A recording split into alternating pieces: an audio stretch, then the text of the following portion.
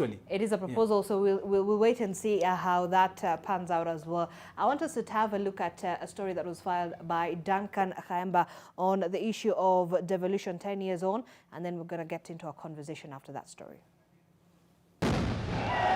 Promulgation of Kenya's homemade constitution on August 27, 2010, heralded a new dawn in many fronts. Among them was establishment of 47 county governments as a move to decentralize resources and power.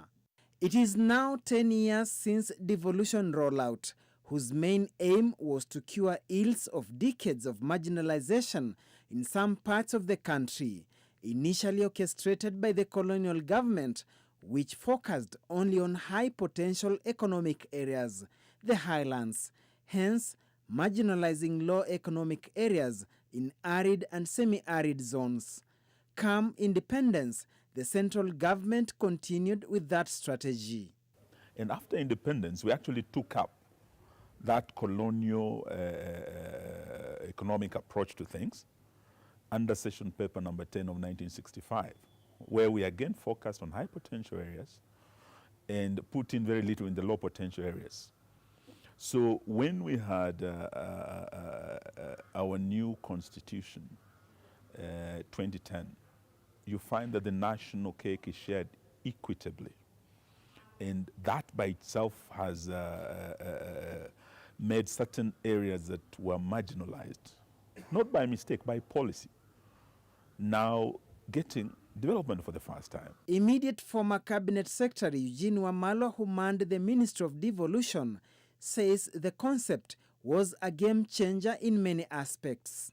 As Minister for Devolution, I was very surprised that in some areas of Kenya, children born and raised almost 20, 30 years had never seen a tarmacked road. In places like Mandera, Wajir, during devolution, is the first time they saw tarmacked roads. First time they were getting hospital facilities, because we had people traveling as far as Nairobi, all the way from Mandera, just for what you would call a CT scan. They couldn't get it there. However, whereas framers of the constitution were after equitable sharing of the national cake by devolving resources and power for people to make their own decisions in their locality according to their priorities, there are still glaring major challenges and threats. In the process of devolving this, we also devolved corruption. To me, the biggest enemy of devolution is corruption. You'd find that even some of the governors in those remote areas that are for the first time getting a share of the national cake, instead of investing in their counties, many of them have invested in Nairobi and other places, yet their people back home are suffering. Despite the success recorded so far, majority of Kenyans are of the opinion that devolution dream has been hijacked by corruption and cronyism, which, if not arrested, will cripple devolution. What is happening in the counties? You find that there's serious tribalism, clanism, you find cronyism, nepotism.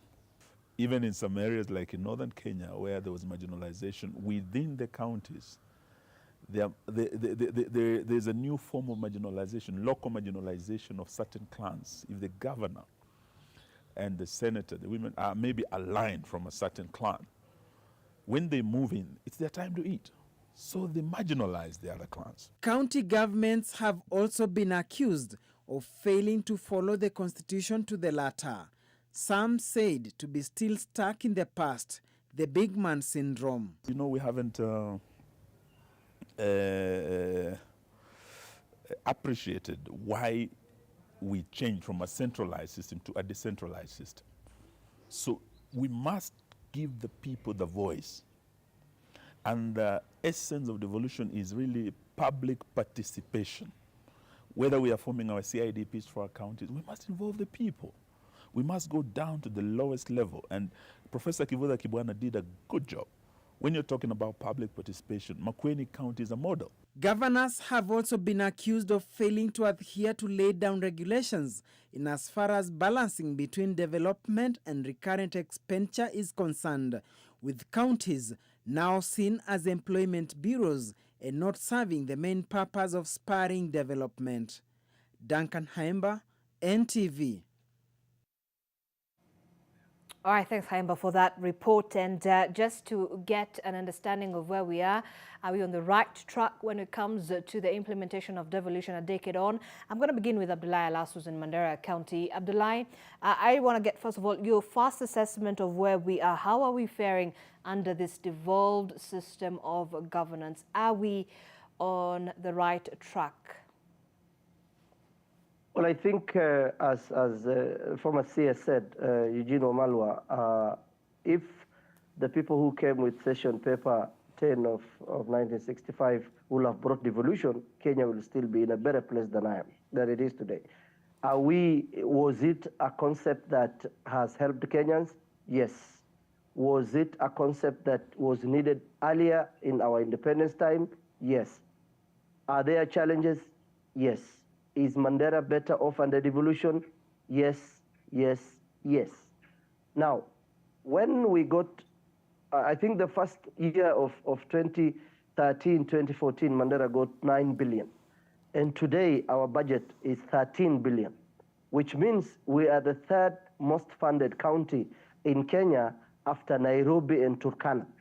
Have we done what will have spurred development? Remember, when the new governor came in, he was distributing food rations to people, vulnerable people in the community. What does that tell you? In the previous 10 years, we did not invest in agriculture. We did not invest, in making sure that our people can feed each other. What did we invest in?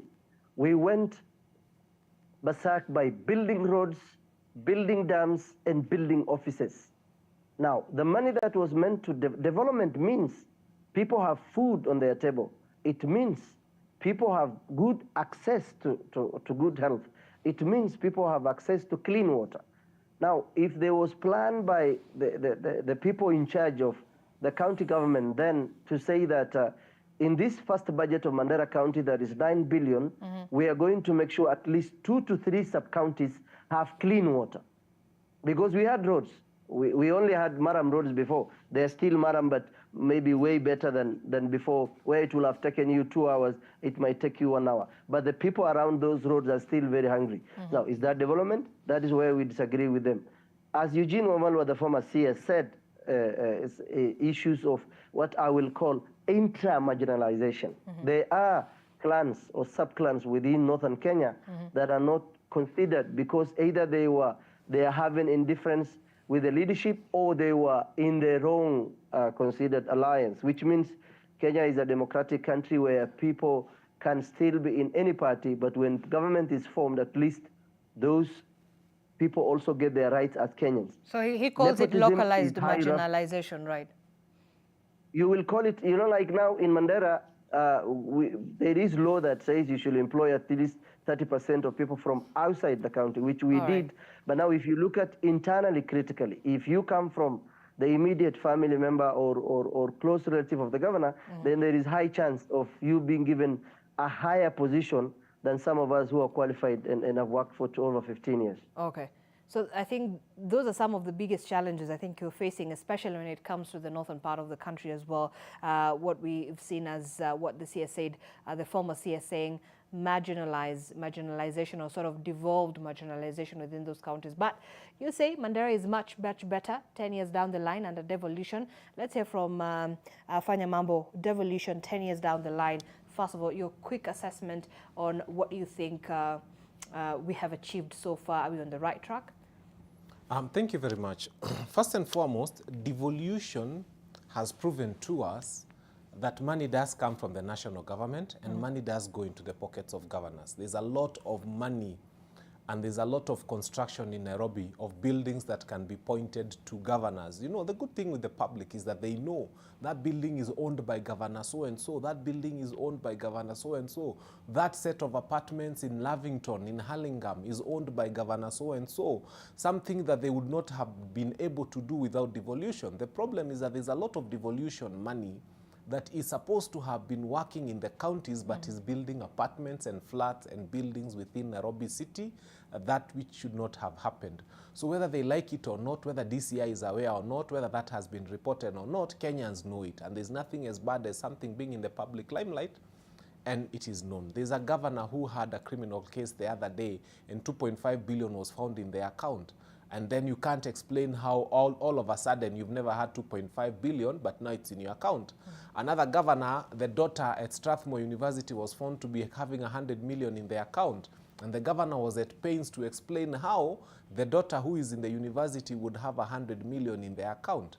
So it goes to tell you that there's a lot of money that should have been going to people who are starving, people who are sick, farmers, hospitals, and other places for the benefit of Mwananchi that is not going to those people. But essentially, it is finding itself in all the wrong places. So I think one of the biggest challenges has suddenly been the issue of corruption and graft within counties. Yes, so this is what I was coming to. People have termed it as devolved, you know, corruption. Yes. However, aside from that, has devolution really worked?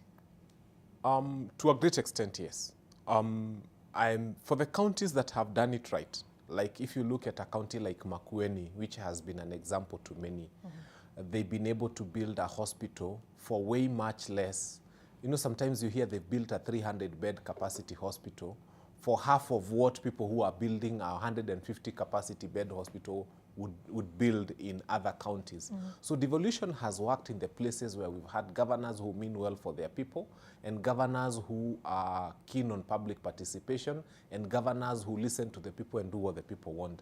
I, however, cannot speak about devolution without speaking about one man, one shilling, one vote, because that is very close to my heart. Mandera County right now, with its population, is getting about 11.4 billion, whereas Kiambu County is getting 12 billion with 2.4 million people. Roiro constituency alone has got 500,000 voters. So you don't know now the population of Roiro now as a place. But the voters are about 400 and something thousand, close to 500,000 voters. So, and when you find Mandera getting 11.4 billion, and of course they are saying that the place has been marginalized, there's an equalization and so on and so forth, I still feel and believe that these funds are not being allocated so much because of the amount of land you have and because of the number of, the number of roads you need to build. I think the allocation of resources should be, to start with, dependent on the number of people that this money is going to serve. Because one of the components that governors use when they are distributing county allocated resources is, for example, bursaries. So that you find a child in Kiambu, there was a stampede the other day, and they were fighting for bursaries of 500 shillings. And in another county, children are able to get as much as 50,000, 40,000, 25,000. So we need to rethink devolution in terms of the matrix that was used, the formula that was used in distributing resources, and to accept and understand that, for example, when the national government is collecting taxes, they are collecting taxes from everybody. So it is natural to believe that with a population of 2.4 million people, Kiambu, in terms of the taxes that were collected, gave more in taxes to the national government than a county that had got 200, 300,000 people. But you so see, even if they give more, then it means in terms of allocation, they should also get more because they are serving more people. But we've certainly had that, and then the concerns especially coming from the leaders within that part of the region. But just to draw your attention to a paper that was actually shown to the Saturday Nation, I believe it was a week ago or so, it was authored by the President's Economic Advisor, David Ndii. In terms of an equitable society, the paper says equitable society and equitable development are defined by outcomes such as income per person, you have life expectancy, school enrollment, and access to healthcare. And there has been a conversation on the same, on how they were able to reach to that decision in terms of revenue allocation to the counties. So suddenly there's a lot that went into there that didn't necessarily bring just focus on that issue of one man, one vote, one shilling. I think, and I want to finish, I'd like to say this. Sometimes people misunderstand us from Mount Kenya region when we talk about 1 man, 1 shilling, 1 vote. We have not said that anything should be taken away from Mandera or Wajir or Isiolo or any of those counties that does not have a big population. What we have said is that from the same consolidated fund that money is coming to fund these counties, a lot more be given to those counties with a bigger population. So no money should be taken from those who have already been given, but more money should be found to be given to those to whom there is an inequitable distribution of this allocation of resources. So those who have, if Turkana have been given 10, 11, 12, 9 billion, let it not be taken away from them. But those who have got less, let us look for money from other sources to give those who have gotten less. Okay. Yeah. Yes, Arnold. I think just before we move on, it's important to correct some facts before we move on. It's not true that Ruiru constituency has got 500,000 voters.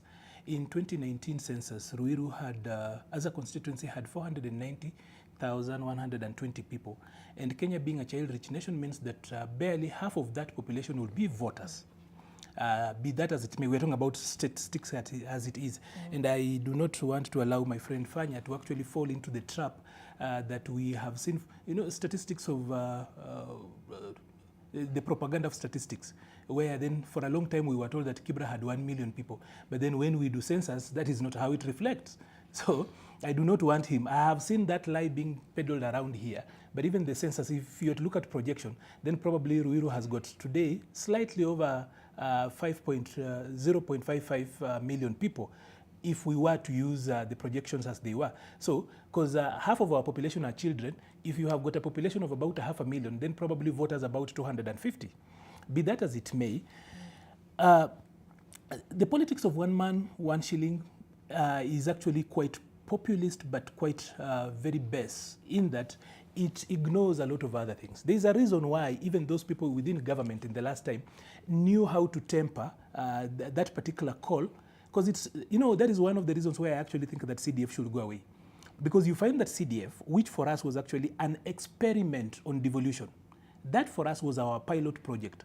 Because in the days of old, this thing called district development boards and everything else, and then the big man sitting in Nairobi decided what comes to a place. So when we had a new government coming in 2002, we did not have mechanisms on how we will do devolution. So as a start, of course, we started with the national government CDF, and people use a lot of that. And that is why, by the way, even if we're going to look at you as a vulnerable person, we no longer use CDF as an indicator that you are poor. Because do you know what MPs do? Everybody who comes in, like literally, if you're going to apply for CDF, you will get. That's why in other places, you get equal. So we have to move away from equality to equity. So the issue of 1 man, 1 vote is just one thing. And also there's this lie that just because we are many, probably we are producing more. There's also the other fact that when we are many, we probably are consuming more. So numbers are not necessarily linear. You have to look at it cyclic. It has to be all round. But that as it may, it's important to actually also say this then, of course, on devolution, that there's no question, devolution has worked. Of course, what we did not anticipate was that we will devolve the bad manners from Nairobi but devolution is working. We devolved the bad manners from Nairobi. Literally, the bad manners that were here went down there. Generally, we are a very divided country. At national level, people would be, the lines of division would be religion, would be tribe, and then, of course, number 3 would be social status. But then, even if you went to places where people speak the same language, they practice the same religion, you then still find clanism.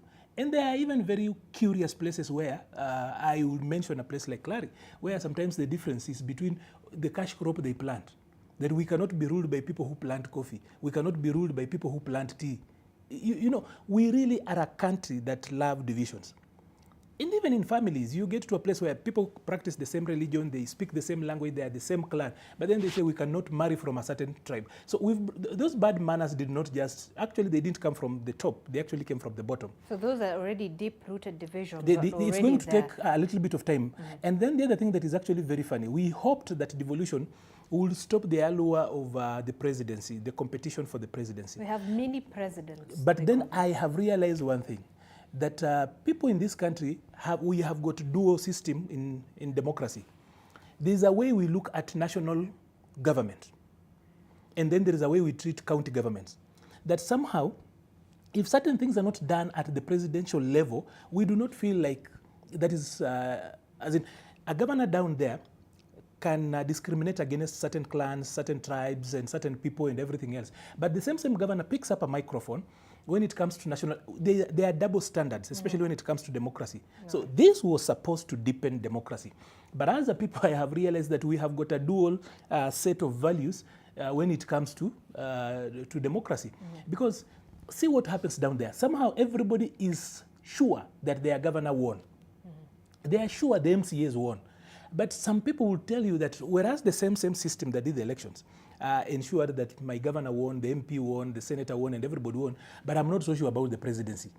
There is a dual set of how we are looking at things. That somehow down here, we are allowed to do as we wish, but at national level, we are demanding democracy, we are demanding justice when we're not doing it at the local level. But there's something we should not move away, Zainab, and we need to speak it. That political party patronage has also hurt devolution. There are counties in this country probably will start enjoying real fruits of devolution probably this particular year, where it didn't matter what the governor did, whether he got it right or not, so long as he was aligned to the party of that particular area. Some people might not know that, but there are counties where probably they are starting to see the light of devolution 10 years later on. They don't understand. And when they visit, of course, all of us have got problems with how devolution has been administered by governors. But then you can move from one county to another one, and then you think, even if we are bad, we are not as bad as these people. So you look at that, and there are a few counties, specifically in the Western region, that literally those people do not understand, apart from counties being employment bureaus, there is nothing else they have actually seen out of that. Out of respect, I might not be able to mention a few, but I can tell you probably the governors who have come in now 10 years later on, they should be able to allow some people, specifically in Western Kenya and Nyanza, to actually enjoy devolution, because there are counties where, does the right to enjoyment of devolution lie on which side of the political divide sort of lean on? So that particular bit of it, that is one side that we really need to talk about. I want you to hold on to that thought, Arnold, because we have to take a quick break, and we're going to be back and continue with that conversation. The hashtag we're using is MLiveNTV. At NTV Kenya, Zainab Ismail, talk to us, democracy and devolution. Has it worked 10 years down the line? Talk to us.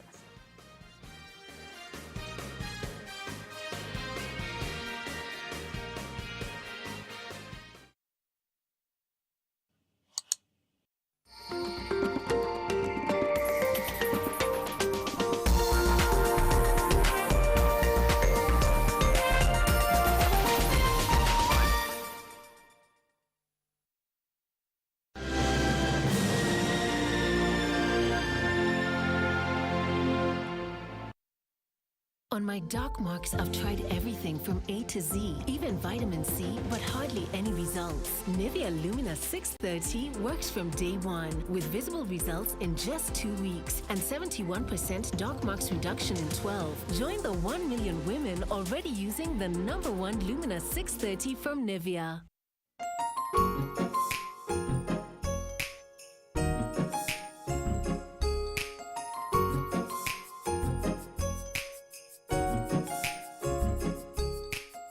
Do not hold back in any situation. Eno gets to work on the 6 symptoms of heartburn fast. You do know you said all of that out loud, right? If symptoms persist, seek medical advice. Ndio hiyo na ndio hapa basi nimekuja nikufahamishe na nikuambie live and direct. Usiwahi amini binadamu. Mwanzo waliokuambia hapa basi bila shaka pale uwachague, maisha itakuwa rahisi. Ndio hiyo, maisha yamekuwa ngumu zaidi. Waliokuambia hapa basi bila shaka pale usile na usikunywe, ujifunge kama una Yesu na macho, basi ndio huyo wewe umekauka, umekufa. Ai, mwishowe kaenda jehanamu. Waliokuambia hapa basi watumie fea, wameshaikula na hawakukuja. Waliokuambia hapa basi bila shaka pale To get stories ajaba, dial *811 *851#. Skiza na Nation.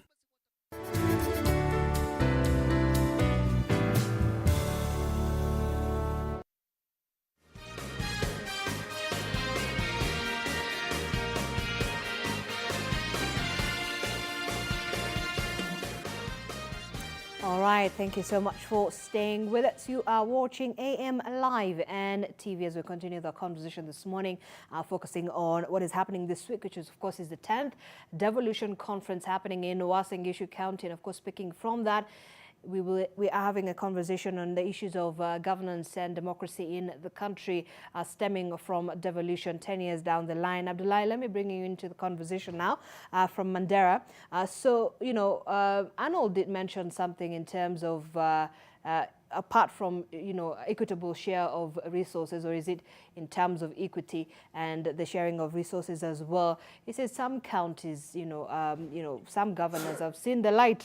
Can I say that, Arnold? I've seen the light. Some governors have seen it. But anyway, what do you make of that in terms of political realignments, right? In terms of those particular counties which say we're aligned to this particular, you know, political divide, but really, does that make any sense when it comes to enjoying the fruits of devolution up until this point?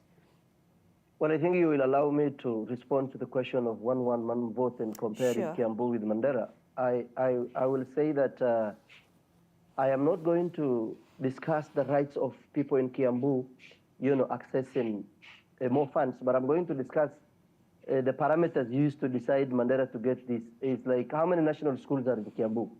How many kilometers of tarmac roads are in Kiambu? I mean, you see, Kiambu has enjoyed being proximity to Nairobi and people from Central being in leadership a very long time.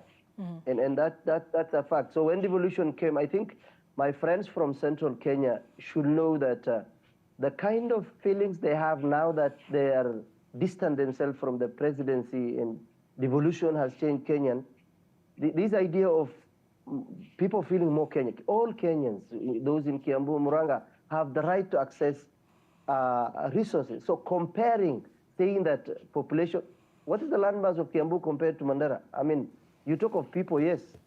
The land traveling from one sub-county to another within Mandera compared to within Kiambu is not the same. So the fare is not the same.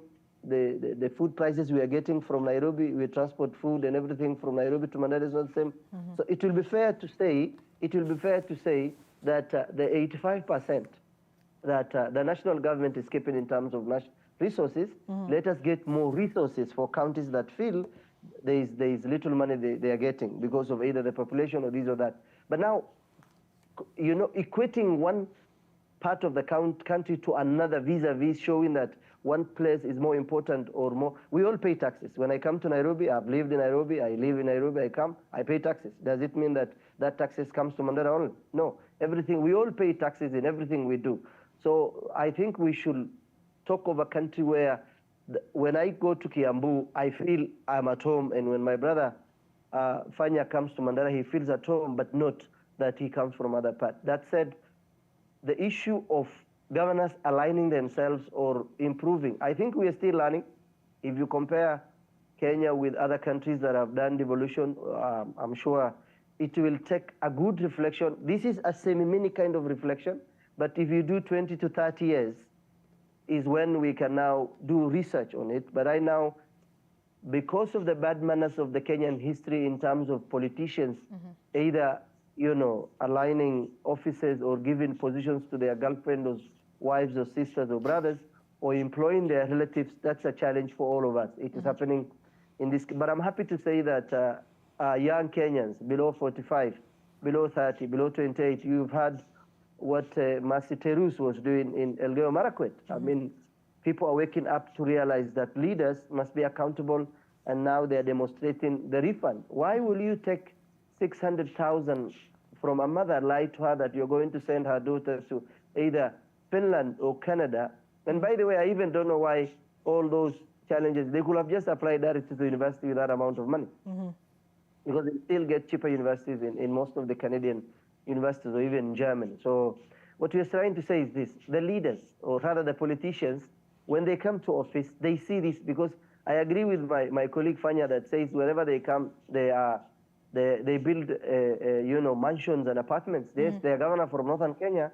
They are not in office for 8-10 months. You already hear a house that is costing 150 million is coming up in Karen. You will hear a petrol station is built somewhere. You hear a supermarket is coming up somewhere. You hear a Toyota Kenya garage is going to, within the span of 10 months. Now, what does that tell you? It tells you that when people come to offices, they don't come to serve. They come to accumulate money. But I've always said that if you think Kenyatta Hospital is for the poor people, equally, Aga Khan and Nairobi Hospital is full of people. It doesn't mean that you have more money, you're immune from sickness or death. What needs to happen in this country is to have leaders with some values who will say, at least I will employ my people, yes, but I also should have the decency and conscience to also give other people rights. Using your office to deny other people rights is a sign of weaknesses. It smells lack of indecency. All right, Fanya Yes, Mambo. so corruption is really, really eating up.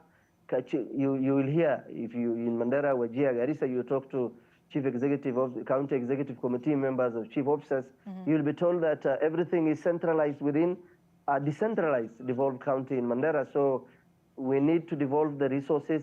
Like if people want to apply for a project, they still come to Mandera. We need to take it to the sub-counties. Hospitals need to receive directly, drugs. We are told that Mandera now is having what you call elimu kwa wote, which is around 2.6% of the budget. That should not, make people blind to the bigger 11, 12 budget, 13 billion budget, which is around 6 billion of development. People must be accountable to the citizens. And what my friend Aaron was saying, even the problem of the society, the communities, the families. You will hear, it is our time to eat. Serikali ni yetu. Sisi sasa ndio serikali. Now, that brings a lot of incompetence because the governor tends to employ people who will embarrass him in either executing functions or even cannot do anything when they go to public functions. So at least, even if you have the nepotism in you that you cannot hide, but at least be decent and employ other people too, anywhere in the country. All right. All right, yeah, Fanya Mambo, let's hear from you on that. And also, as you comment on that, just to read a small statement that was put out by the Kirinyaga governor. She says, in the toxic national political environment engulfing the nation, devolution offers hope for the consolidation of democracy, human rights, and socio-economic development that defies ethnic and regional bias defining the Kenyan politics at this point right now today.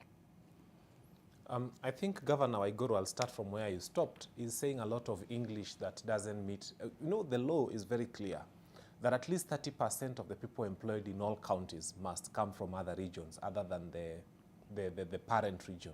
So that, for example, is that happening? Yeah, so that, for example, where we talk of Kirinyaga, she should have started by telling us whether 30% of her CECs are either Luo or Luya or Kisi or from other regions other than Kirinyaga. I don't think they have met that.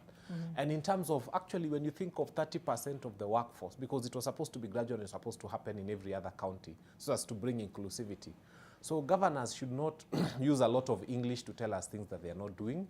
I mean, once you do something, it speaks for you and it speaks for itself, and people are able to see that you're actually doing what you're saying.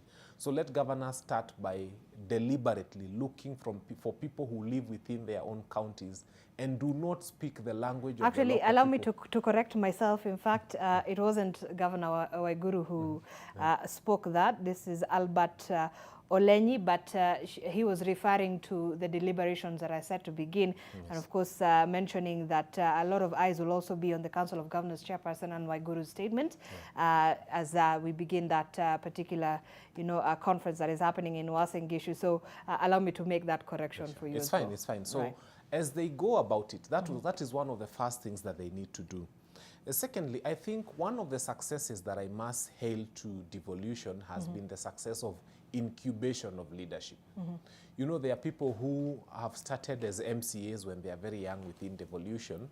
And sometimes I wish, as a lawyer, though now that would be discriminative, that there was a law saying that up to a certain age you cannot vie for the seat of MCA, so that we don't have people who are taking MCA seat as a retirement package, and we use it as a way to incubate young leadership, so that we have people, from up to maybe the age of 45 at most, or even 40, so that because the problem we have at national level is that sometimes people come very fresh into the National Assembly, having never served in any other seat or any other leadership capacity, and they have to be trained on anything, including how they handle themselves and how they behave around people and so on and so forth. So county governments create a good opportunity for incubation of leadership. The CEC positions, for example, the people who come and serve as a CEC or as chief officer at a county for 5 years, 10 years, and so on and so forth, with that experience, if they went to the national government, they at least have an idea of government procurement procedures. They'll have an idea of how things are done and the bureaucracy within government. So I think devolution should be encouraged and devolution should be supported in every possible way. But we also must find a way to make sure that as we do it, one of the things we need to do, because I was saying this government is so keen on collecting more taxes. If I was the president, I would have said stop. Because we have already said that a third of what we collect we lose to corruption. If we were to stop first and think, what are the loopholes, and actually come up and write down every single loophole where we lose our money through, and first seal those loopholes completely, we will need to go into the housing levy, 1.5% of your salary to collect more money to build houses and so on and so forth. Because you can imagine a third of what we collect is about $1 trillion. All that is lost to corruption. It's lost to funny deals. I keep saying the government in most places buys this pen at about 200 shillings, whereas all of us will not buy a pen for anything more than 50 shillings. 20 shillings, 30 shillings, 15 shillings is what we buy a pen for. But it is okay for government to buy it for 200 shillings, 300 shillings. Okay. You go for printing paper, the same. We buy it for 500 shillings. Government will buy it for 2,500 or 3,000 shillings. So how do we curb that, you know, in terms of how we lose our revenue when it comes to the counties? There's always this conversation of own source revenue as well. Do you think the counties sort of have an easy way out in terms of knowing there's always a fallback plan because there's money that is coming from the national government, a share of the cake? One of the things I would like to say, on-source revenue for a county like Nairobi, when Dan Mututho was the minister, was in charge of Nakada, he said that within Umoja Inako area, that place had about 1,000 bars, and Nairobi had in excess of 24,000 bars. So if you calculate at about 20,000 shillings for county licenses for bars only, it comes close to 400 billion being collected, or 40 billion being collected on, 400 million being collected on taxes on bars alone within Nairobi. Now you can imagine that is one sector. And the amount of money that counties collect, unfortunately, is not known. At least we love Kenya Revenue Authority. They usually tell us we had a target of 1 trillion, 2 trillion. This is what we've collected. We have overshoot our target, or we have missed our target, and so on and so forth. There is no county that is keen on telling us how much they collect. Okay. But they are very keen on telling us how much they do not collect and how much they do not have and how much they are not getting from the national government. I strongly feel that if we were to calculate what counties collect within themselves, they probably collect more than what they are given by the National Assembly. All right. So there's a lot of more pilferage of more money that we do not know. Because when you see the county vehicles, and if you want to know they collect a lot of money, try to tell them to ground their county vehicles for one day. These inspectorate pickups that look like they are going to fall the next minute. Try to tell them to stop those vehicles from moving for one day. They will not accept. And their breakdowns and so on and so forth. So the amount of money that is unknown to us, that is being collected by counties, is probably a lot more than what they get in allocations. And if that money was to be brought into the main light and it was to be known, then this country has a lot of money to run itself. Okay. Arnold. First of all, I'll start on a light note. On the Star, of course, there is that match that senators played against governors. And the senators beat the governors. They beat the governors 3-0. 3-0. I do not want to say that senators have got more time to train and less to eat, and that governors have got more to eat and less time to train. But then I'd like to start from that point, that the people with more money lost. So probably they are eating more and they are not necessarily fit. That's a tale we are yet to really well, I'm just saying into. that the people with the proper money, senators are still fighting for quote-unquote oversight fund and everything else. I think they've got much more time to train and less to eat. I'm not necessarily saying they don't have so much work to do, but be that as it may, there is a little bit of a problem in how counties really found an easy way out when it comes to revenue, because there is money coming from Nairobi. he says that we do not know what counties collect. It's true, yes and no. But also what goes on record is that counties have not been serious with raising their own source. Right. You know, when counties, for example, you'll actually be surprised. Do you know how they continually keep pending bills, much older ones? Right. Is that if they have got a new project that the new administration wants to do, they then project that their own source will be so high, and because we have no way of standardizing CIDPs and ADPs, then it goes in that way. Then once the money comes from Nairobi, they deal with whatever they want to pay now, and then of course the others will be like, we didn't raise this particular money. So I do not know how we are going to actually ensure that there is a little bit of a motivation for counties. I know there is there are grants. Is it lack of motivation? Is it lack of proper structures and a standardization of how perhaps revenue can be collected by the counties? Is it lack of information? Where do you think the challenge lies? It's in lack of motivation, for one, because there is an assured money that comes in. It's like a salary. The money from Nairobi is like a salary. If it doesn't show up, you hear a lot of noises. That, oh, we have not gotten money, the national government has not disbursed money. There are very strong press conferences left, right, and center. But then when you ask counties how much they're actually raising, I'll give you an example of Homa Bay. You know, when the new governor came in, she literally almost tripled the money that the county had been raising. So that is a matter of goodwill, political goodwill, that somebody came in and worked. Do you know that there are counties in this country where there is no parking fee? Totally, even for 20 shillings.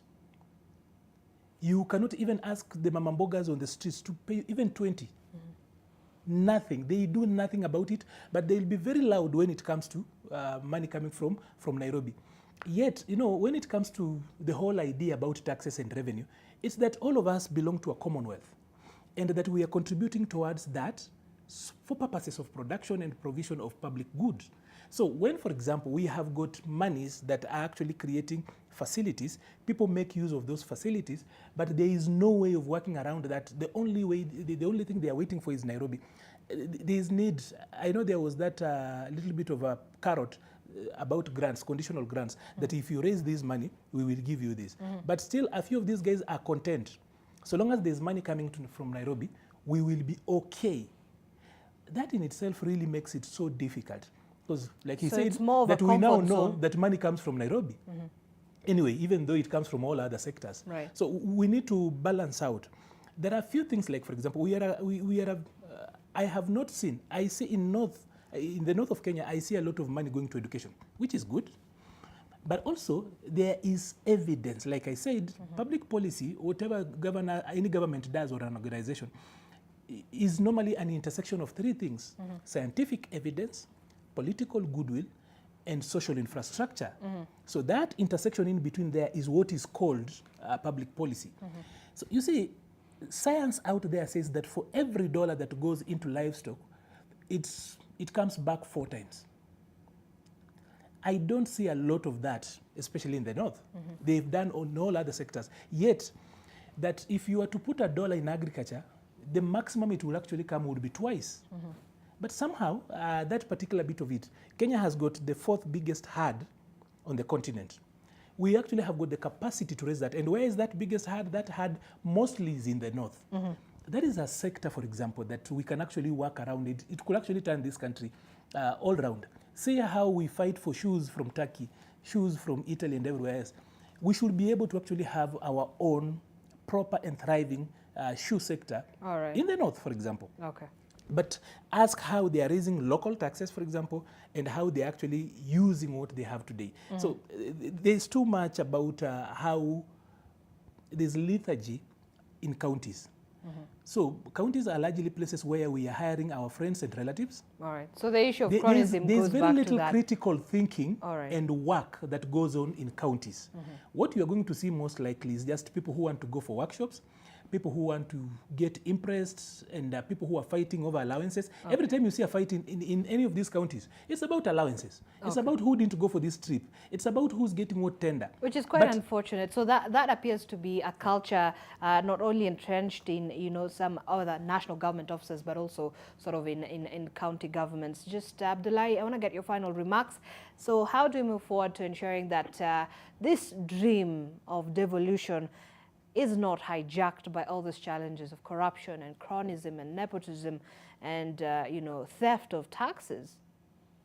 Well, I think, first of all, both the national and the county leadership must embrace civic education so that the public are not only told their rights, but their responsibility and obligation, so that they take part in the day-to-day running, they are informed, they criticize. Mandera County Assembly has now stopped live stream because they never wanted people to see how embarrassing it is to some of the people they elected. So that by itself is an indictment of the public. When professionals, people who have experience, people who think they will have changed things come, they are either segregated because they come from the wrong sub-clan or this or that. And currently, you will hear, this is Serkali, yet the guy is suffering, and his resources, taxpayers' money, is being, you know, misused. So the front, we should do more on civic education. Civic education is key in the sense that public participation should not only be quantitative, but should be qualitative. The quality of people taking part in the public participation process, especially in the budget-making cycle, in the policy development, in all those things. Why we needed live stream of either the National Assembly, the Senate, or the Assemblies to be live is to allow the citizens to participate in the legislative part of the process of it and give their input. So currently, we will still struggle with this. It comes back to our culture we developed in 1963, where people think stealing from the public will take them anywhere. You steal and build houses in Nairobi, in Mandera, or anywhere. Everyone sleeps, everyone eats, everyone, you know, his day will come and die. So why do you need to amass so much wealth that is not yours, and then allow other people to suffer? So we need a very informed citizen. We, the people of this republic, must make sure that our resources are used prudently, and we must watch out for these guys. If we don't do that, they will steal and employ their wives and sisters and brothers. All right. Fanya Mambo, your final remarks as we move forward, and especially as we take a look at some of the statements that will be coming from the Devolution Conference this week. I think as a nation, we need a commitment to meritocracy. That first, the voters must start now looking at the right person for the job. At one point in Nairobi, we made a mistake because sometimes you have a very good leader on the ballot, and then you have a very popular leader on the ballot, and then people go for the popular leader. And I keep telling Kenyans, the ballot does not confer wisdom upon a person. If somebody was a goon, for example, and you elect them to become a governor or an MCA or a senator, what happens is that they do not become a genius. They become a goon who occupies the position of Senate or governor or MCA. If a person was a bright person and you tell them, go away, we don't want you, we don't want your degrees, we don't want whatever, what happens is that they don't become foolish because you didn't vote for them. They become a bright person who is sitting at home and not serving in a position that he would have brought value to. So people, especially the main cities, sometimes I enjoy what I see in counties. Some of the biggest and the best brains that we've had in this country, mentioned Professor Kivutha Kibwana and Anyang' Nyong'o, have been given to us by the rural constituency. They have a way of voting for the best. They are meritocratic in what they do. Nairobi has a way of voting for the loudest goon and the person who makes the biggest amount of noise. And then we wonder why we don't have new policy, we don't have new ideas, we don't have new changes. If you voted for the person you always see at the stage, his ideas are as big as the stage that he has always been spending time with. You voted for an MCA because he was roasting the best muturas. His ideas of development are as good as the muturas that he's been roasting at the road. You have to get someone with a bigger world view, a better world view, and give them a position of leadership. So it still goes back to the citizenry in terms of the leaders they choose as well. at the very grassroots level as well. Yep. Arnold, very quickly as we wind up as well. My last word on this, even as we mark 10 years of devolution, it's important to actually say this, that we've done so well. It's been a good run with the devolution, but there are a few areas, of course, that need improvement, and it would rather be good for us to just say what people need to do. Number one, it's important to tell people that hold county governments with the same standards with which you hold the national government. Somehow we tend to hold the national government with very high standards and forget that the county government is part and parcel. It's also government, by the closest to us. So do the same, hold them with the same high standards. As you shout to Nairobi, as you shout at the presidency and shout at the ministers, please do the same for the governor, do the same for the CECs and CEOs. Number two, this one I would like us to actually speak as a nation. Let us do away with CDF, because CDF is the single most reason why we do not have a functional parliament. And MCAs keep on asking for a ward development fund, which is an analog of CDF. Now, senators are also asking for an oversight fund, and everybody else is asking for a fund.